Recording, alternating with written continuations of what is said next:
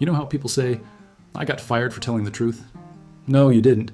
You got fired because you were a dick and didn't shut up about your paycheck.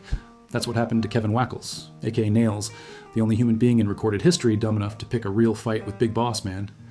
A guy whose whole personality was, don't fuck with me, or I'll hit you with a stick and not apologize. Ray Traylor wasn't a loudmouth, wasn't a politician, and wasn't a stooge. He was a pro. And Nailz? Nailz assaulted Vince McMahon, got fired, and then blamed Boss Man like it was some elaborate Cobb County conspiracy. This wasn't heat.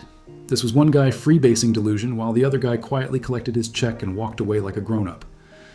This is the only real-life beef Big Boss Man ever had, and somehow he still came out looking polite. In Nailz' head, this was a gritty underdog story. A man wrongfully imprisoned by a gimmick cop, clawing his way through the system, finally standing up to the man. Except the man wasn't Boss Man. It was Vince. And Nailz decided the best way to get justice was to physically assault his boss during a pay dispute. Yeah, real smart. The kind of decision you'd expect from a guy who cut promos like he just swallowed a garbage disposal.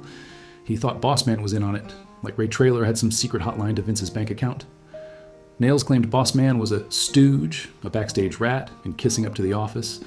Meanwhile, Ray was probably just trying to get home to Georgia and not stab someone with a plastic tray of catering chicken. This wasn't heat. It was paranoia with a gym membership. Jim Cornette once said, Ray Traylor was the nicest guy in the world. Nailz? That guy was fucking nuts. The problem was, Nailz couldn't separate storyline from real life. He thought Boss Man was out to get him because he pretended to beat him on TV. That's like yelling at your actor dad because he killed your mom in a soap opera. It's called a script. Genius. This was the moment the wrestling locker room collectively realized Nailz wasn't just in character. Nailz was the character. He was the angry ex-con who didn't get paid enough and blamed the only guy in the room who still had a job. Meanwhile, Boss Man didn't say a word. No shoot interview, no receipts, no drama. Just stood there while Nailz burned every bridge like a guy who thought arson was a personality trait. It was December 1992, Green Bay, Wisconsin. Nailz storms into Vince McMahon's office over a payout dispute. He's pissed. He thinks he's getting underpaid, disrespected, probably underappreciated for all the grunting and snarling he's doing on TV. And instead of using words or lawyers or literally any adult behavior, Nailz does the one thing guaranteed to make HR get out a taser. He puts his hands on the boss. Sources vary. Some say he choked Vince. Others say he shoved him so hard he flew backward into his chair like a deleted scene from The Office, Special Victims Unit. Either way, Nailz flipped his entire career upside down in about 17 seconds. And while security dragged him out, screaming about being screwed over, he took one last shot. Big Boss Man's a stooge. That was it. That was the line. That was the moment. This wasn't about money anymore. Nailz just turned it into a full-blown conspiracy. In his mind, Big Boss Man had snitched, ratted him out, sold him down the river like they were in an actual prison drama. Reality? Ray Traylor wasn't even in the room. You know what Ray did after all that? Nothing. He didn't get involved, didn't clap back, didn't even give a shoot interview. The guy probably finished his catering plate and asked when his next segment was. Because, unlike Nailz, Boss Man had a career to protect, and enough self-awareness to know when to shut the fuck up. So what really happened? One man lost his shit, committed career suicide, and blamed the nearest big guy in blue. The other man did what a real pro does. Stayed quiet, got paid, and lived to swing that nightstick another day. You ever see a guy destroy his entire career, reputation, and future because he didn't like his paycheck? That's Nailz. This dude walked into Vince's office, didn't like the number he saw on the envelope, and instead of negotiating like a human being, he yeeted his own career into a wood chipper. Like, Nailz thought he was owed more. Okay, everyone in wrestling thinks they're underpaid. That's the industry. Welcome to the carny circus. You don't get a raise by assaulting the ringmaster. You get a lawsuit. Nailz goes in thinking he's about to cut a promo, and ends up cutting his own throat. And after he strangles Vince, strangles him, he screams that Big Boss Man is a stooge, like somehow Ray Traylor is responsible for him getting paid in expired Arby's coupons. Ray, who was probably in the other room trying not to fart in his flak jacket. That's not a lawsuit. That's a cry for help with a bodybuilder accent. And what did Boss Man do? Absolutely nothing. The guy didn't do an interview, didn't even blink. Because when you're right, you don't need to yell.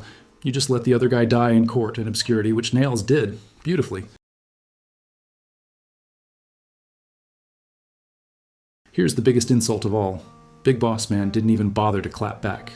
No shoot interview, no backstage burial, no chair throwing, no screaming promo at the curtain. Just silence. That's how beneath him this whole Nailz meltdown was. Ray Traylor was old school.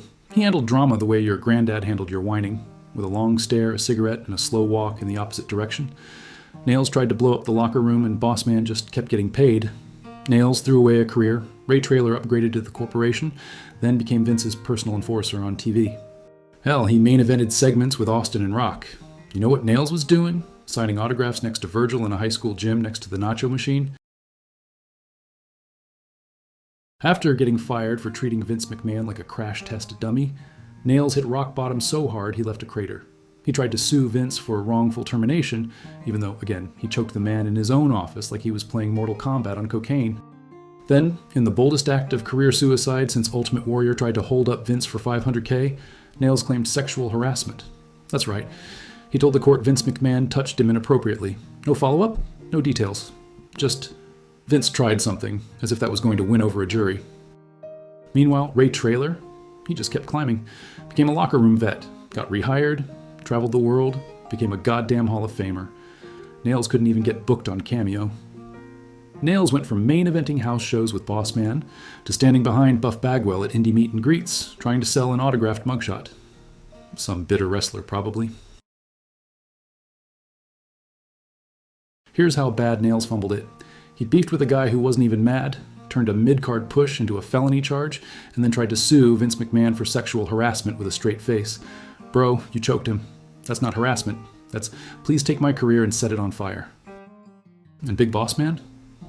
Ray Traylor didn't even respond. Not once. Because why would he? It's like yelling at a mannequin and being mad it didn't blink. Ray just went back to work, got repackaged, got paid, and moved on, the way grown-ass professionals do. He didn't get a Hall of Fame ring. You're right, because he was dead when WWE finally honored him. They inducted him posthumously in 2016, with his wife accepting. You know why? Because the man left behind something real. A legacy. Respect. Nailz left behind conspiracy theories and an expired booking fee. Nailz screaming about stooges in 1992 is like your uncle still mad about blockbuster late fees. He could have been something. He had the size, the look, the angle, but he thought the business owed him a hug instead of a handshake.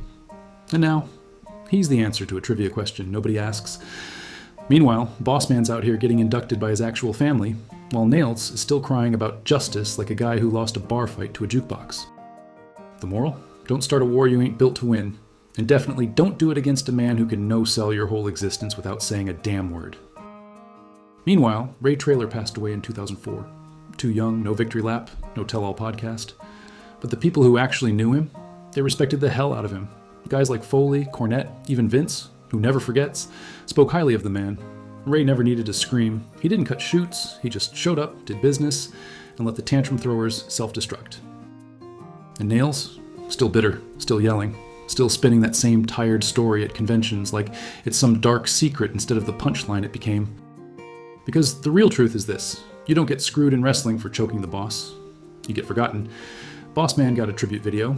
Nailz got a Wikipedia page with dead links and a citation needed next to the word credible. So yeah, Big Boss Man never responded. Because he didn't need to. Nailz already lost. If you like this video, hit the like button. If you hated it, hit it twice so the algorithm knows you're an emotional wreck like Nailz. Subscribe for more shoot heat, real beef. And drop a comment if you think Nailz still tells that same Boss Man stooged me out story to his Uber driver. I'm here all week, unlike Nailz, who got fired once and then never came back. Smash that bell like it's Vince McMahon's throat in 1992. See you next episode. Thanks for watching.